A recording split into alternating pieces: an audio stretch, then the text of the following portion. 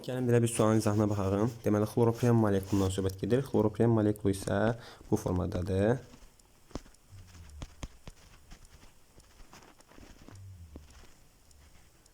Demək, CH. Deməli, xloroprem molekulunda olan rabitələrin uyğunluğunu müəyyən edin, soruşur. Burada fikir versəz, deməli, P orbitallarından, ya bu P orbitalından hansı ki, bax, buradakı hibridləşib tam vəziyyətdədir, amma bu hibridləşməmiş vəziyyətindədir. Ona görə, baxın, bu hibridləşməmiş vəziyyət karbon olmayanlardan söhbət gedir deməli. Çünki karbonla hibridləşir deyə. Burada xlordan söhbət gedəcək. Ona görə, yəni, birə biz xlor olan, yəni yalnız xloru götürəcəyik. Ona görə bir molekuldan söhbət gedir. Yəni, bir dənəcə molekul, deməli, bu vəziyyətdə olacaq. Ona görə biz deməli, B deyini siləcəyik.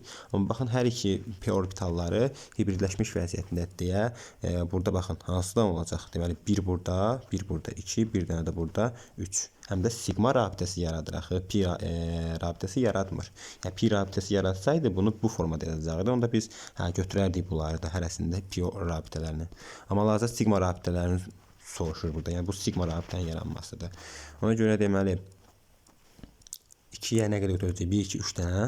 Deməli, 3, yeni də siləcəyik. Və burada bir P, bir dənə də S. PS-dəki hidrojen atomların sayında, yəni normal olaraq deməli, bu P-dir, bu da S-dir. Yəni, karbon və S hidrojen.